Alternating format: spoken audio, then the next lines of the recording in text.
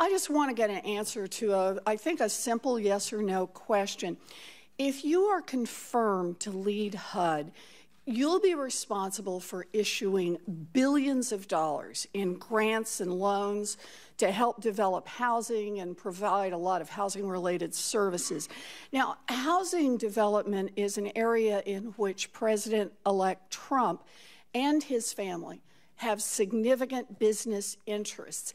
Can you assure me that not a single taxpayer dollar that you give out will financially benefit the president-elect or his family?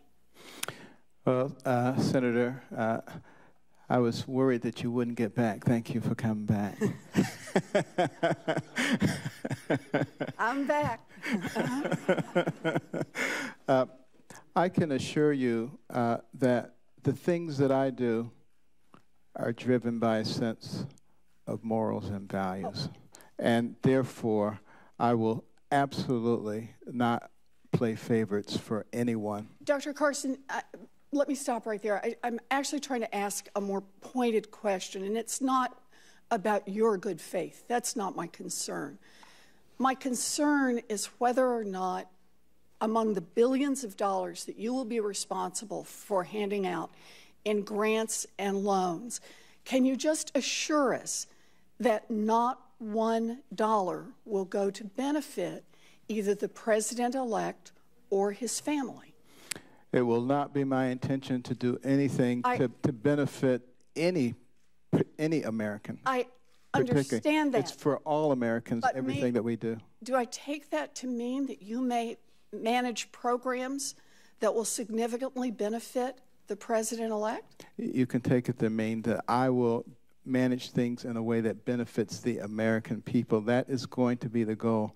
To the best you understand that. If there happens to be an extraordinarily good program that's working for millions of people, and it turns out that someone that you're targeting is going to gain $10 from it, am I going to say, no, the rest of you Americans can't have it? I think logic and common sense probably would be the best way. Yeah, although we do have a problem here, and I appreciate your good faith in this, and I do, Dr. Carson. The problem is that you can't assure us that HUD money, not of $10 varieties, but of multi-million-dollar varieties, will not end up in the president-elect's pockets. And the reason you can't assure us of that is because the president-elect is hiding his family's business interests from you, from me, from the rest of America. And this just highlights the absurdity and the danger of the president-elect's refusal to put his assets in a true blind trust. He knows, the president-elect knows, what will benefit him and his family financially, but the public doesn't, which means he can divert taxpayer money into his own pockets without anyone knowing about it.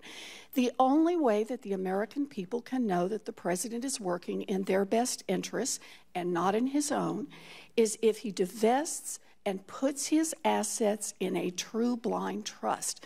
Transferring his holdings to his children does nothing, as the head of the Nonpartisan Ethics Committee said just last night. Since the president-elect refuses to address this voluntarily, we need to pass the Presidential Conflicts of Interest Act that I introduced with more than 20 of my colleagues, which would require him to do so. So,